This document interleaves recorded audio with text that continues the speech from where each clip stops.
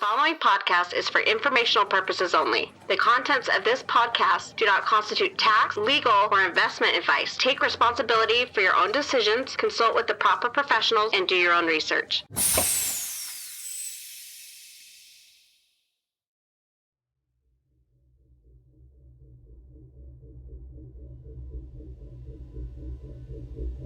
Short and sweet, I think the graph is going to be indexing the world. The graph everywhere.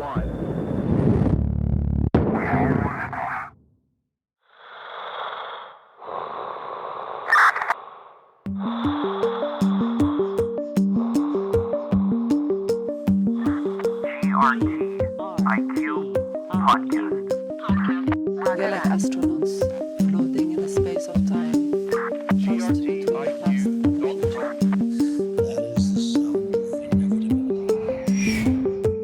Welcome to the GRTiQ podcast. Today I'm speaking with Joseph Al-Chami, project manager with Figment. In addition to being one of the largest indexers at the Graph and one of the world's largest blockchain infrastructure companies, the Graph recently announced on July 29th that Figment will be a core developer working at the Graph. This partnership is similar to the one previously announced by the Graph and StreamingFast. And similar to having Marc Antoine-Ross on the podcast to explain the partnership, Joseph is joining me from Figment to answer questions about who Figment is and what this partnership means. And as you will hear, the new partnership with Figment will bring some new and exciting capabilities to the Graph community and ecosystem. Our conversation began with the discussion of Joseph's background, including how he made his way from physics, aeronautics, and mathematics to crypto. So a couple of years back, I was studying physics at the University of Montreal. I was good at it and I really loved it. And you could say that my head was always in the sky, never here on Earth. And that kind of isolated me from my social life. I could really see a clear path for my entire life and I didn't like it much. I wanted to have more randomness in my life. So I quit physics and I went to Polytechnique of Montreal. There I started studying aeronautical engineering. And then one day, a professor gave me a D for a math course because I solved the problems from a different approach that he had taught us. And that's how I left it. And I knew that it wasn't the place for me. And then I was asking myself what I'm going to be doing. And the answer was clear. I went back to the University of Montreal and studied mathematics because I really love it and I'm good at it. And there I specialized in actuarial science, which is applied mathematics in the world of finance and risk and insurance. And suddenly I am in the crypto world as I plan to be somewhere where I didn't plan to be. Can you take us back to when you first became aware of crypto and why you decided to get involved with it? Back at school, I had my friend Nader that always participated in competitions and used to always invite me to go to these competitions with him, but I never did. And then one day he talked to me about the fintech competition happening here in Montreal, and it is the biggest fintech competition all of Canada. And I accepted and I went to this competition. And there was many challenges and everyone was going away from the blockchain crypto challenge. And that naturally drew me towards it. So I chose this challenge and we were a group of 4 students against groups formed by professionals. We won. It was a sweet victory. And we got funded to launch a startup, which we did. But after a while, 2 of us felt it's impossible to keep up with school and the startup. So we broke it. And I got an offer from a blockchain startup here in Montreal called Catalexy. And I joined Catalexy as a numerical analyst to solve some mathematical problems.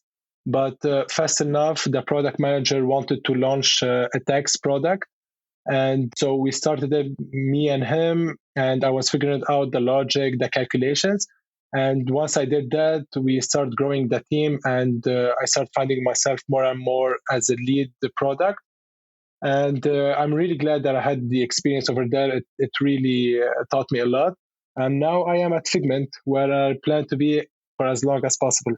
So this project is interesting to me because it involved blockchain and, you're obviously an ambitious student, have a lot of background in some technical fields. What was it about blockchain, either the technology or the underlying philosophy of it that drew your attention? From a philosophical perspective, I used to think a lot about the philosophy behind blockchain. And so you could see for the last couple of thousands of years, all the greatest philosophers of all time, they all had this centralized thought process. They all believe in a central entity that gives answers to the populations and to the community and gives this kind of directives and direction for everyone. And this is true for almost thousands of years. And you could maybe try to read Machiavelli or Hobbes, political philosophers, and they all talked about this kind of an entity that has a lot of power and control of the population to make everyone's life easier. And that's why for our entire life, we always thought that the centralized thought is the right thought because all these great philosophers thought about it. But back at the time, they couldn't imagine a place where that decentralized philosophy exists because they didn't have the tools to imagine such thing happening and people communicating and achieving stuff in this decentralized way. But you could see the philosophy and science as two entities that they are intertwined and they always affect one another. And if we take an example, Copernicus and Galileo and Kepler, whom they talked about the Earth turning around the sun and not the sun turning around the Earth, and the Earth being actually a sphere. So these people, when they were talking about this kind of science, they were against everyone else around them. But then once they were able to verify their science and the formulas that they're talking about, the influence and the impact of this science on the entire population and the entire human was big. So the thought that the Earth is rotating around the sun and we are not the most important entity in the universe had influenced humans to feel more humans and connected and down to earth. And suddenly we are looking around us and feel that everything around us has maybe the same importance as us. So you could see this kind of science having direct impact at philosophy. And then this philosophy of us changing the way that we used to believe had a direct impact on our science as well, which created the Renaissance and the Enlightenment. And so what I'm saying right now, you could see that technology is in a certain way similar to science. And now we have this kind of technology that is enabling us to communicate across the globe, which is the internet and the blockchain technology. And this is directly influencing our philosophy towards decentralization, which they didn't have at the past. So is it fair to say that the centralized thought is the right thought, giving the truth that they didn't have this kind of technology thousands of years back, and now we have it? So is it good to be resisting to the decentralized thought? So my only question right now that we're trying to propagate is why decentralization, giving that technology that we have right now? Well, that's a really interesting answer. And I want to ask a follow-up to it, which is, if our philosophy and our science kind of reflects back to us our knowledge or understanding of the world, what do you think it is about blockchain? What is it reflecting back to us? What does it say about where we're at as people? Yeah, so this is actually a very good question to say where we're at right now. So by using this kind of blockchain technology, right now we are proving that humans can come together on a very, very large scales, and we can communicate and achieve stuff in a decentralized way. So suddenly, right now, we could see people and teams across the globe communicating together and coming together because they have a certain objective that they're working towards it. And so that shows and gives hope in the future that if people has this kind of shared objective, they can and will come together on a large scale. What would you say to somebody who is a little bit reluctant to give up some of these traditional or conventional ideas regarding the philosophy of technology and don't want to adopt blockchain? What would you say to them? What's the benefit of pressing forward here? Yeah, I would say that it's completely normal. So for our entire life and the generations before us, we always had followed this kind of centralized thought process. There was always a centralized entity to give us answers and to make everything clear for us. And now suddenly we are shifting towards a decentralized system. And I was once talking with my uncle, and I was many years back, and I was explaining to him Bitcoin. And he asked me a question, who is in control? And I told him no one is in control. And he told me, so it should be a scam, because if no one is in control, of course it's a scam. And the idea that no one is in control, but all of us are in control, is so strange and hard to grasp. So it's completely normal to feel friction and to feel it hard to shift from a centralized towards decentralized thought process. But as we just said right now with the example that we gave, the impact of Copernicus and Kepler science on the philosophy, it was huge. Like when they were thinking only about their science and about the formulas, they didn't have a clue about the impact it can have on the entire life around them. This kind of thought gave birth to what we call the rise of science, and that launched so many great achievements for humans. And when they were able actually to explain the skies, scientists were saying that religious doesn't know and doesn't own the skies. We own and we know more the skies than them. And that gave them power to go out and to do the unimaginable. So right now, I think it's kind of similar with the decentralized technology, where once we prove, and we are already proving that it's happening and we can achieve a lot of objective on a large scale, the impact would be unimaginable. We can't actually have a clue what the impact would be if we are able to adopt that decentralized thought process in our daily lives.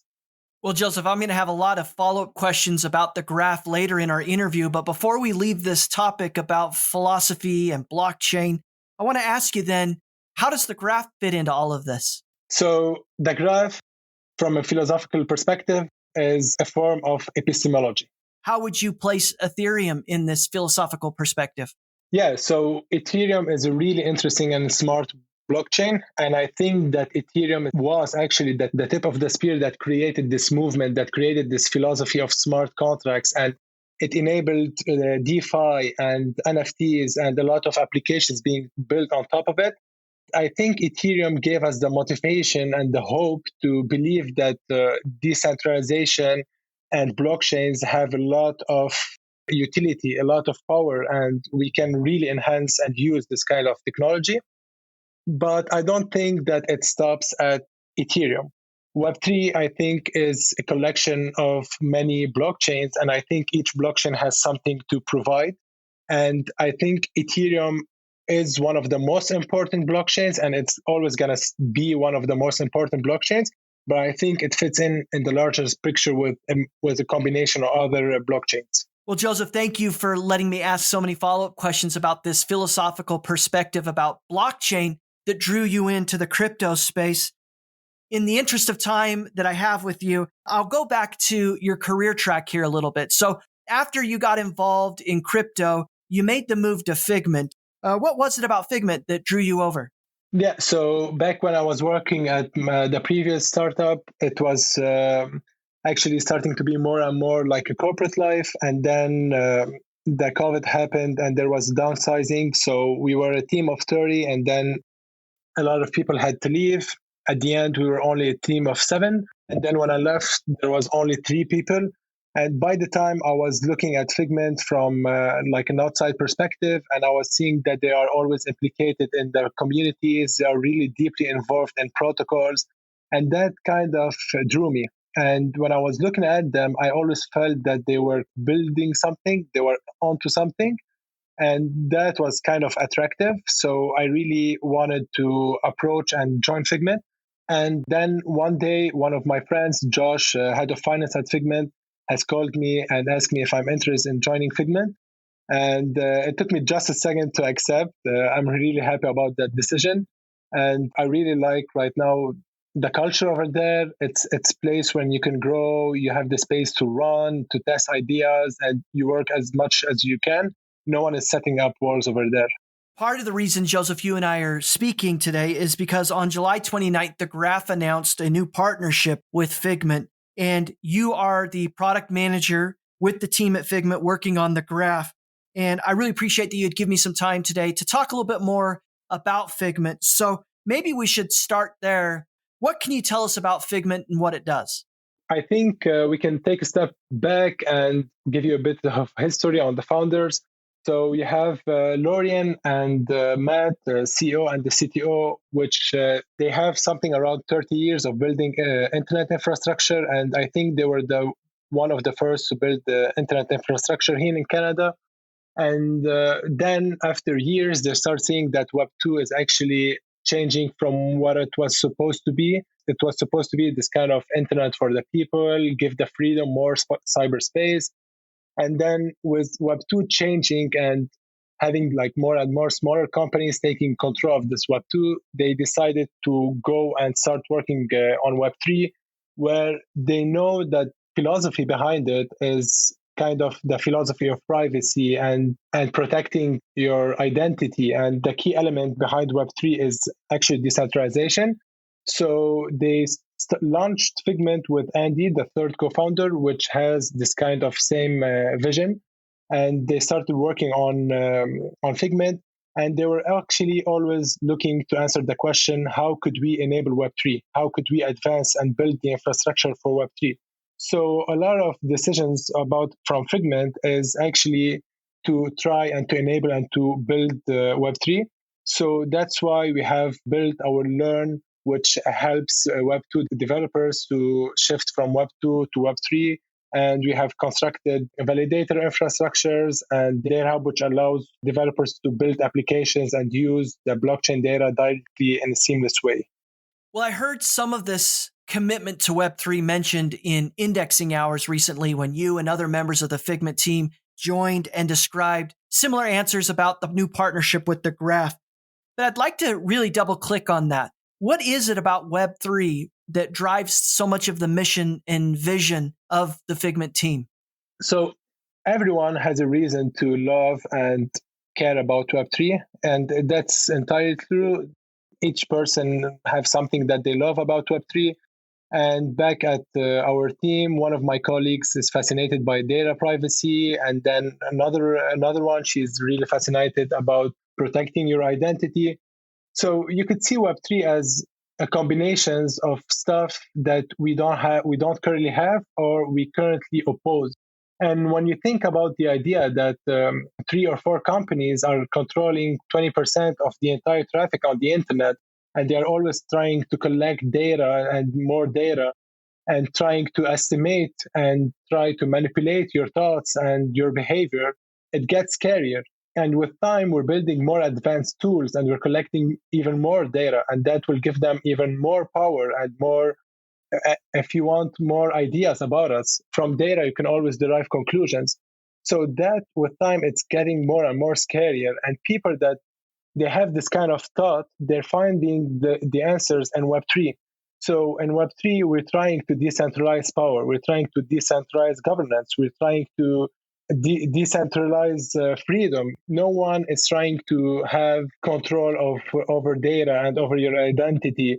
And so everyone that has this kind of thought that they care about the liberty, their freedom, their identity, and they want to be in this kind of large community is actually going towards Web3.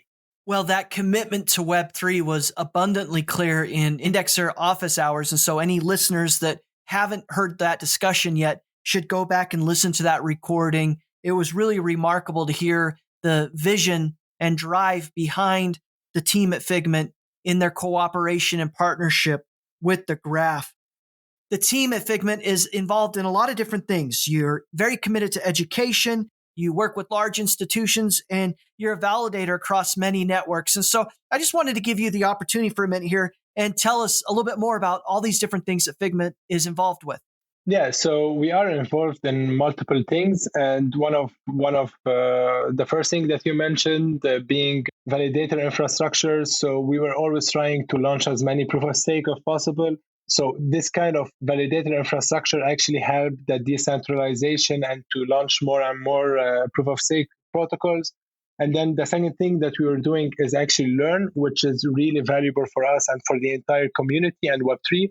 So Learn is actually enabling a lot of developers to move from Web2 to Web3. The way we do it is we construct this kind of Learn pathway, which is a set of free courses on our website. So developers could come and start following this course, and every time that they complete the task, they get rewarded in the native token of the following course. So by the end of the course, developers are really knowledgeable about this blockchain that they're trying to learn about, and they have a set of tokens to motivate them and push them to start building. And it's really, really amazing to see how far people that use Learn, how far they went. We know that some of them build applications, some of them build startups, and it's amazing to see like the results of such initiative. And I know that some indexers here on the Graph has used Learn to start their journey. So it's amazing to see the results of such an initiative. The GRTiQ podcast is made possible by a generous grant from the Graph Foundation. The Graph Grants program provides support for protocol infrastructure, tooling, dApps, subgraphs, and community building efforts. Learn more at thegraph.foundation. That's thegraph.foundation.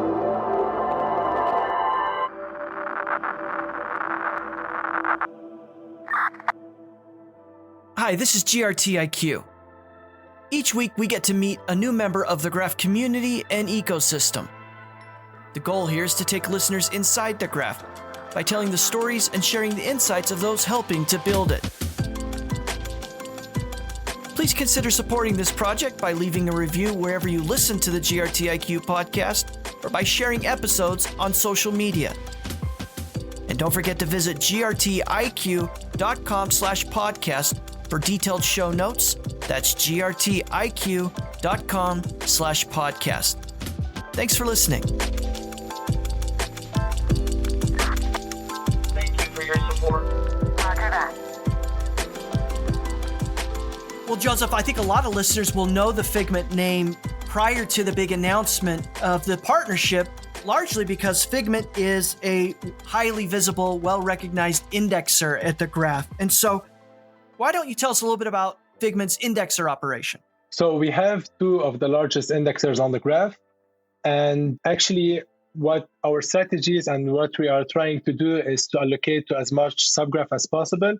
So, by allocating to more subgraphs, your fees gets more and more expensive.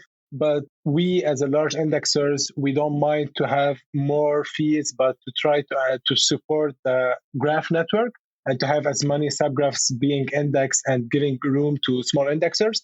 And so that is not our strategy.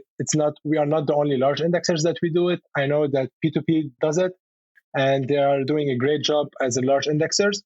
So you could see by having more and more subgraphs on the Graph network, at some point we won't be able to allocate all these subgraphs, and we're gonna have to choose a finite number of subgraphs that we're gonna be allocating towards it.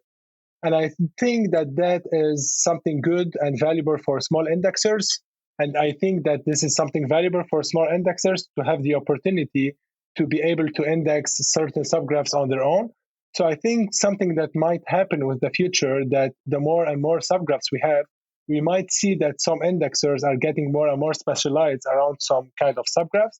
And I think also that the more subgraphs we have on the network, the more that the indexing rewards are going to be decentralized amongst all the indexers.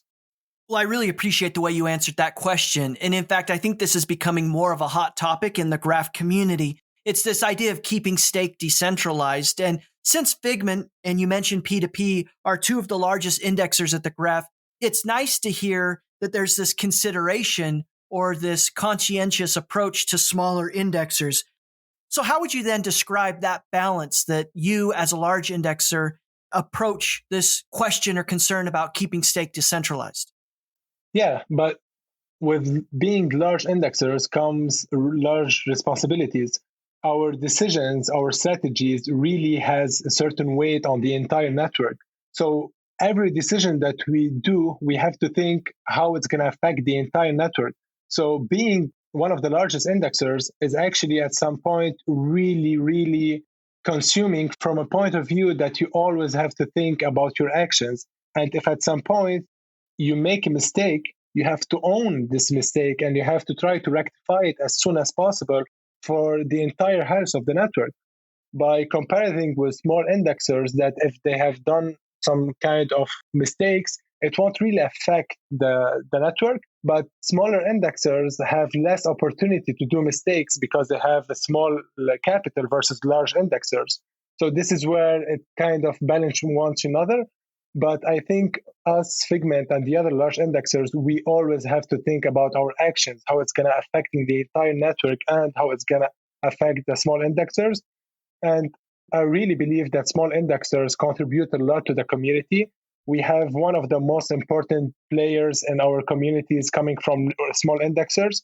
So by protecting and by enabling the small indexer to grow and have more space to grow, I think this should be the job of each large indexer. Well, when you talk about the size of Figment, another fact that's really impressive, you're working with over 35 proof-of-stake networks like Solana, Polygon, Polkadot, Near.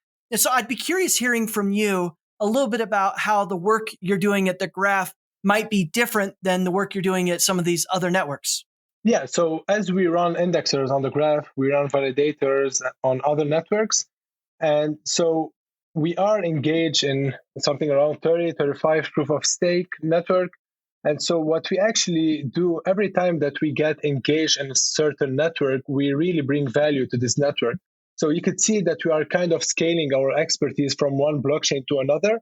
And then you could see that we have our research team that they learned over the time about governance proposals on other chains and networks. And then when they join a new network, and sometimes someone proposed something, they could give their opinions, they could give their feedbacks, because at some point they might have seen something similar. And then when we join a new network, we create a learn pathway for this network as well. And we always receive a lot of good feedbacks on it. And also more to that, we construct also DataHub nodes to build this kind of data infrastructure for these networks.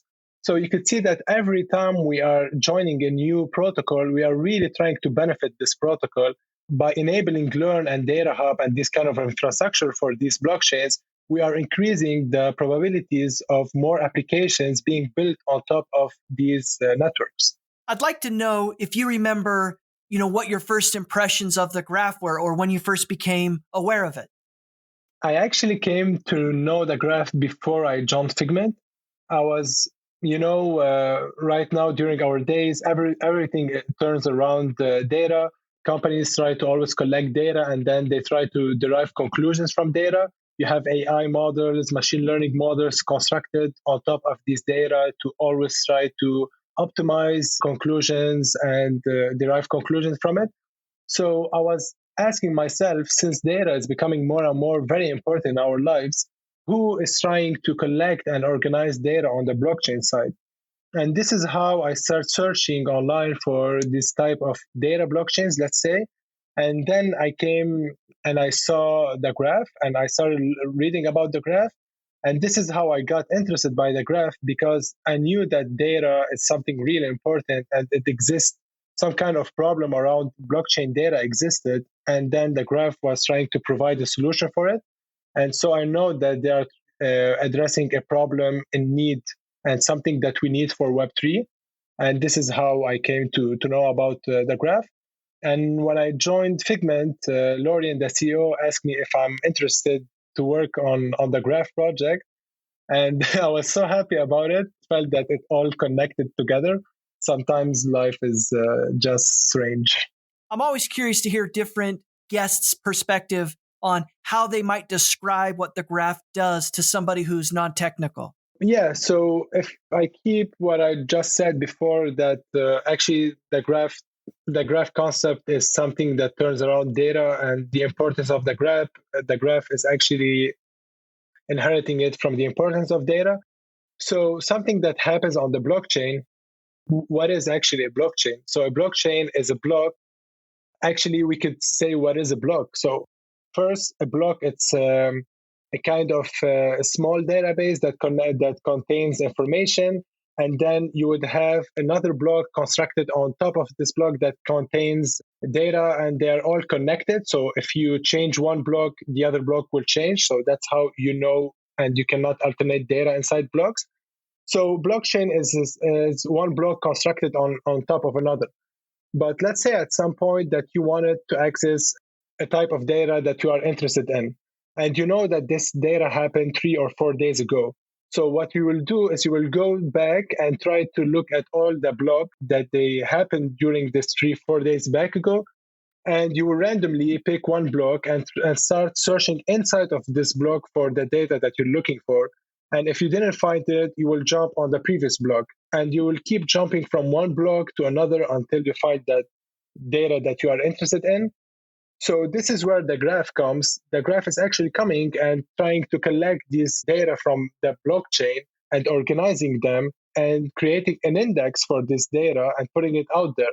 So now when someone or something, application or entity needs to access this data, they can use the graph and use the index created by the graph to access rapidly and an easier way the data that they are looking for without having to jump from one block to another. So with the perspective of somebody that works at Figment and has involvement with 35 different proof of stake networks, how then do you think the graph fits in the crypto space? So you could see the graph is this kind of protocol that enhancing and enabling indexing blockchains, API services, data services, which is something really important in our daily lives for a lot of applications and for Web3. And you can see it as, if we take a step back and, you just look at a city. Inside of city, you will need a university, you will need a hospital, you will need different entities to construct a city. So the same concept applies on Web3. So if you want to enable Web3 and construct Web3 will need different protocols that each one of them has its purpose and something to provide different than other protocols to Web3. And you will want these kind of blockchains to work together and communicate together. So you could see the graph is one important piece of the entire Web3, and that's going to communicate and work with other blockchains. And the Web3 is going to be this kind of an API indexing service, allowing applications and other protocols to access data rapidly and cheap way also. Do you think Web3 can exist without a solution like the graph? I doubt it. I doubt it very much. In your opinion, how does the graph different from competitive-like solutions? To answer this kind of question, I could tell you about DataHub, which is something that we built at Figment. And DataHub is actually, you can see that it's doing the same kind of job in a certain way as the graph. So what we're actually doing with DataHub is creating this kind of full nodes that applications could use to access data on blockchains without having to manage these nodes themselves. But the graph is doing it on Ethereum. Now, the graph is doing it in a decentralized way.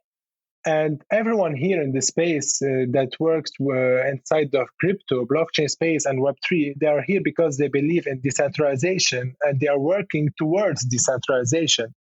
So if you have a protocol that is giving the same kind of technology as your company is doing, but in a decentralized way, it is the way. And everyone is going to be appreciating this technology and adopting this technology because it's being done in a decentralized way. So this is the real power of the graph, to allow this indexing and API or data service in a decentralized way. I think the graph is one of the most decentralized protocols out there.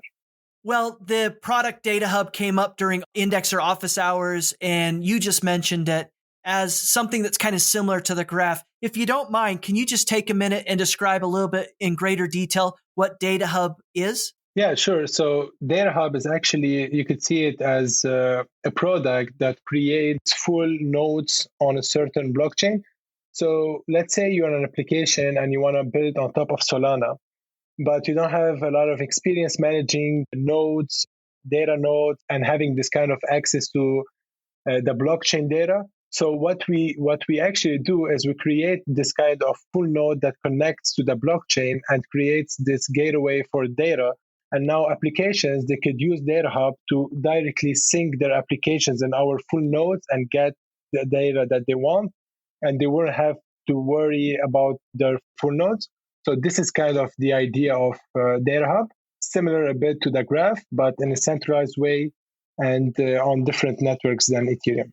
Well, that's interesting, Joseph. Thank you for explaining that. So would it be fair to say, and again, I'm kind of a non-technical person, but would it be fair to say that Figment is in ways a competitor to the graph, at least in the past? I wouldn't call it a competitor.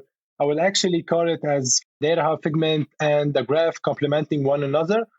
You could see it as you going to a city where no one has ever ate a burger there, and you open a burger shop, and then I would come to the city and open another burger shop somewhere in another neighborhood. So together, you and me, we're actually bringing to the city this kind of burger culture.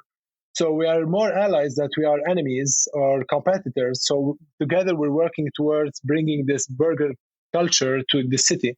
So you could see it back at the days. If we go a few years back, DataHub and the Graph, we are actually bringing this idea and this possibility for applications to know that a solution to build on top of data infrastructures it exists, and they wouldn't have to worry about managing nodes and data infrastructures. So we gave, if you want, the motivations to more applications and dev to come and build on our infrastructure and enable more and more Web3. So I think we complemented each other and we created this kind of movement. Hi, this is Joseph Al-Chami with Figment, and we are indexers and now a core developer team at the Graph.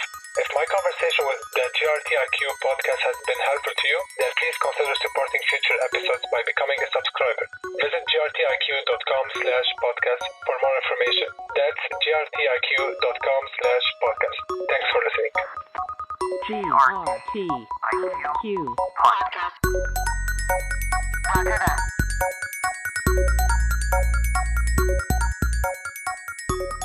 So I want to turn more of our focus now to the announcement that was made on July 29th about Figment joining the Graph as a core dev team. I think it would be great to just start with a general description of what does it mean to be a core developer at the Graph?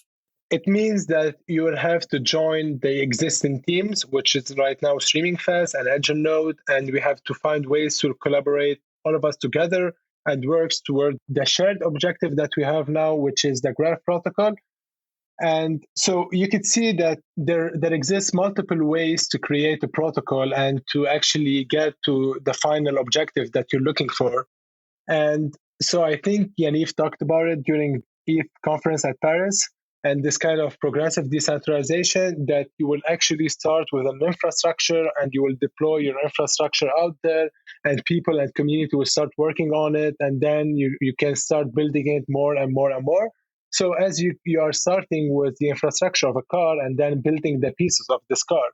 So you could see that the EdgeNode team had created this kind of infrastructure and they had a lot that they wanted to achieve, but there's a lot of stuff and they needed help. And now Figment has joined to keep this movement going and to attain the final objective. And now what Figment we are going to do is we're going to take this precious technology of the Graph and we're going to be bringing it into other blockchains. So the Graph is going to be indexing more and more blockchains. We're going to bring it to Cosmos or to Polkadot and other blockchains in a way to enable the Graph access to more blockchains. When the StreamingFast partnership was announced, I had the opportunity to talk to Marc Antoine-Ross on the podcast. And now with Figment partnership being announced, I get to speak with you. I think listeners would want to know from your perspective how these two different core dev teams are going to work together and contribute to the Graph. Yeah, so I think when they talked about, when they first joined, they talked during the Indexer office hours about how they could index in a very fast way. So both of us has a lot to contribute and to give to the Graph protocol. And StreamingFast, as their name says it, they are enabling speed and faster indexing. And we, using our previous experience, we've been doing this for the previous years. We've been indexing multiple different blockchains. So we're going to be bringing this kind of expertise to the Graph. And I think together, in a way, we're going to be enabling the Graph to index more subgraph, and we're going to try to make it faster and in a seamless way. So I'm really looking forward for the future and for our collaborations as different teams. And I know when I interviewed Marc Antoine-Ross, he was joining me from Montreal, and that's where you're joining me. I'd like to ask a follow-up question about Montreal. I'm intrigued. What is it about Montreal that makes it so friendly to entrepreneurship, tech, and I guess in this case, crypto? I think it all started with artificial intelligence. So here in Montreal, we have one of the best schools. We really have really good universities, and companies have access to this kind of student talent. And I think Montreal is the second most important city in the field of AI. I know that Google are trying to come to Montreal and open offices here. So this kind of AI movement created a lot of competitions and a lot of community members creating challenges and competitions. and creating this kind of fund and launching startups. So it kind of created this fintech community where you could see more and more people are joining, and we're having this startup culture. And by the time crypto was getting more interesting for people, and they were organizing talks and meetups, and they were bringing people from the space to talk about their work and explain more blockchains. And that created a lot of interest. And you see startups starting building blockchain and cryptocurrencies tools and products. And as you said, StreamingFast is here in Montreal. So maybe I'm going to surprise visit them soon. Well, I think you should. Before we started recording the interview and we were just kind of getting to know one another, we were talking about some of the skills and capabilities in addition to the talented people that Figment would bring to the graph. And you brought up this idea of a network graph. And I wanted to come back to that. What is a network graph and how is it different from a subgraph? Yeah, so right now you could see that the graph is only indexing Ethereum. And all the subgraphs that we have on the graph network is actually applications being built on top of Ethereum. And so when an indexer is indexing a subgraph, they're actually using this subgraph to use the metrics defined inside the subgraph to collect and organize data from Ethereum blockchain. And now we want to do the same from other blockchains. So what we are creating this kind of new concept or entity that we call it the network graph. And you could see the network graph as an entity that it will connect indexers to new blockchains. So a subgraph is actually a derivative of a network graph. Now, let's say if we take the example of Polkadot, we create a network graph for Polkadot that will allow us and give the opportunity for subgraphs being created using this network graph that actually are indexing the Polkadot blockchain. So by creating this concept of network graph, we are actually giving more and more space for indexers to start indexing other blockchains. What would you say to listeners that are curious about how they might see this partnership actualized at the graph? Yeah, so as I was saying, our job is we're going to be bringing the graph indexing into other blockchains. And I think this is a step forward and an important step for the graph. We are actually enabling the graph to access more and more blockchains and having more and more applications being built on top of it and has more utility for the Web3. So I think this is increasing the importance of the graph and the importance of the role of the graph in the Web3. I think the community should be happy about it to see it as a step forward. Do you think your role at the graph as an indexer will inform the way the Figment team approaches this new role as core developer? In some sort of ways, maybe. So as us being already indexers on the graph, we might use the philosophy of an indexer on the graph to construct our ways in the core dev team. We already have the experience running indexers, so we might be asking ourselves the questions: what would make the indexer life easier? How could we help indexers? How could we scale the indexers' operations? But you could see our indexing operation as a different team from our core dev team. So these are two complete different teams that they don't work one with another. But what I could really say is that the way we're going to be doing it from the core dev team perspective is we're going to try to keep the way that it's already been happening in this indexer community. And we're not trying to force changes. We're going to try to adopt this kind of our ideas to everyone to have the time to think about it and collect feedback about it. So our indexer operations is only influencing us to actually think about indexers while we are doing our own proposals. Well, that's an important point you make there, and I think it's worth coming back to and just making it 100% clear. So are you saying that the indexer operation team at Figment and the core dev team at Figment are two separate teams working on different things? Yeah, exactly. Our core dev team has zero connection with our internal indexing operations. And these are two completely different teams. And we actually have a third team that works on the graph that is actually separate also from our core dev team. So you could see our core dev team actually a part of Figment, but also a part of the graph protocol. our entire resources of the Graph core team is actually being deployed on the Graph network. We want to think, how could we move forward? How could we take the technology that we have already built and deploy it on the Graph? We don't concern ourselves with our indexing operations. That is left for our indexing operation team. Well, one of the first things that Figment did following the announcement of this partnership, and I'm really excited to ask you this question, and I guess it kind of goes back to a question I asked you earlier about keeping stake decentralized and how Figment balances being a large indexer with a lot of smaller or medium-sized indexers at the Graph. And the first thing that Figment did with their partnership is they awarded some GRT to other indexers within the community. And I know that when that was announced, it caught a lot of attention on Twitter, and I was certainly impressed by it. Why was that such an important thing for you and the team at Figment to do? Yeah, so as you said, this decision was really important for me and for the entire team. So for the last couple of months, I've been implicated in the community and I've been working alongside some community members. And that kind of inspired me to see how much these people care and how much they are giving back to the protocol. And that also inspired me, for me personally, to be giving more and more for this for the protocol. And now when we got this 5 million grant and we were asking ourselves, what are we going to be doing with it? We actually arrived to consensus very fast that we should give it back to some small indexers or some small medium indexers, that they are actually contributing a lot for the Graph.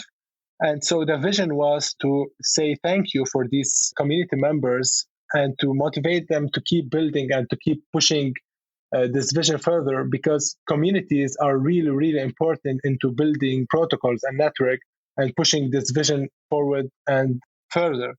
And in a certain way, we actually also wanted to decentralize our stake, and we wanted to say, let's try to give it back to the community in the most decentralized way. You bring up the Graph community, and as I've mentioned in other times, Figment works across 35 other proof-of-stake networks, and so you all have some pretty good relationships and a good perspective of different communities in the crypto space. What makes the Graph's community different from others from your perspective? It's all about the people inside the Graph community. You have some really smart people, some really motivated people and experience, and they know exactly what they're trying to do. And so we could go back like a month ago or something around a month ago. There was a lot of questions around query fees, and indexer wanted to understand more and more about query fees. But query fees is like a difficult concept to grasp and to understand. And so suddenly you see a small group of indexers being formed that they took the responsibility and they took the initiative to start this kind of small group and start researching the query fees concept, and with an objective of trying to understand as much as possible and trying to create some resources. So at the end of our meetings, we always try to put our ideas into some papers. And our objective is, after a while, when we are confident and we know and understand better what we are doing, to bring that to the entire community. So now when you see this type of initiative, people and indexers forming groups to understand and to explain concepts and hard concepts to the entire community, that makes you really happy and really proud that you have these people inside of your community. The big announcement before this partnership with Figment was the launch of the Graph's curation program. I'd like to ask you, or get your perspective on that launch. What's been your perspective of the launch and rollout of the curation at the Graph? The curation role is really a difficult role to grasp and to understand. So to be a good curator, you would need to understand the entire Graph process and to have this kind of large scale understanding of the Graph. So if you take a step out and you look and zoom out on the Graph and you look at things from a higher perspective, we know that the Graph is a decentralized and permissionless network, and they are trying to provide this kind of indexing and API service in a decentralized way. Now, in order to be able to create this service in a decentralized way, the Graph introduced something called subgraph. And since the protocol doesn't control these subgraphs, someone had to deploy subgraphs. And now subgraph actually are being deployed by applications that need to collect data, but they don't want to manage this kind of data services. So they create a subgraph, and inside this subgraph, you have a smart contract. They define the metrics that interest them. And then they deploy the subgraph into the network, the graph network. And then indexers start indexing it and collecting this data. But now the question could be, if you had, let's say, 100 subgraph, and an indexer wanted to choose one subgraph to index, how will the indexer choose one subgraph versus another? Or in another form, how would you define the utility of a subgraph? And since we said that the entire purpose of the creation of a subgraph is to serve data, so a subgraph that serves data should be indexed more than the others. But how would we know that? So this is where the curator role comes in, and they actually are signaling GRTs into subgraph to signal the importance of the subgraph. And the more you have GRT signaled on a subgraph, the more the subgraph becomes profitable from indexing rewards perspective. So you could see that curators are actually bootstrapping subgraphs into indexing. So as a curator would come, they would signal on a subgraph, they would bootstrap the subgraph, and indexers are starting to index and create and organize this kind of data. So in short, you could see curation as a bootstrap mechanism and also as a decision tool making for indexers.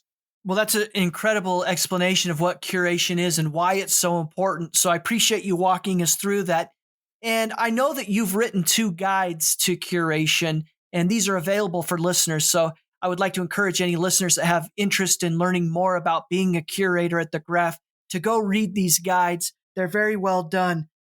What would you say to listeners who want to learn more about curation and download one of your guides? What are they going to find inside? Actually, the first guide was pretty straightforward. We were actually receiving some questions about how to curate. And so I created this kind of guide with some sort of explanations about curation and how to actually curate. And then after a while, we started to realize that there was a lot of problems around the mathematical concepts of curation. People didn't have this kind of in-depth knowledge about curation. So I wrote the second article on which I called it Curation in Depth, that explains exactly what curation is, gives you this kind of explanation from a higher perspective. And we jumped into the bonding curves and how the bonding curve mechanism is integrated into the graph. And we also explained how to expect rewards and loss and what is the real role of curator. So you could see that my second article will give you a real understanding and in-depth understanding of the entire curation process. Well, curation's new, and these guides are very helpful. So again, I want to encourage listeners that want to learn more about curation to find these 2 guides. Maybe as a final follow-up on this topic of curation, what would be your advice to people that might not be technical? Maybe they've only been participating in the Graph as a delegator and want to get involved in curation. I would suggest that they take it easy and they take their time to learn more about the Graph network, about curation, what is the real purpose of the curation, and how to estimate rewards, how to estimate profit, how to estimate losses. Because during the last period, I collected some kind of data and I calculated the profits and loss. So you could see there's a lot of profits, but at some point there was a huge loss. So I would suggest everyone to take their time to get a feel of the entire process, to learn more, and then you actually start creating. Well, Joseph, you've been very generous with your time. I really appreciate you joining here. And I really congratulate the team at Figment for the work they're going to do as a core dev and for all the work they've done as an indexer at the Graph. 2 final questions. The first one is this. What's your long-term vision for the Graph? Short and sweet. I think the Graph is going to be indexing the world. The Graph everywhere. And the second question is, if people want to learn more about you or the work that Figment is doing at the Graph, what's the best way to do it? They can reach us on Discord and on Twitter. We are actually always available, and we will appreciate anyone reaching out.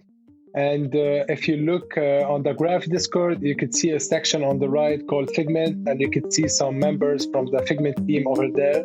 And so don't hesitate to reach out. This has been a production of the GRTiQ podcast. For more information, including detailed show notes, visit grtiq.com/podcast. That's grtiq.com/podcast. Please consider contributing to this project and helping build the community by subscribing and leaving a review. GRTiQ.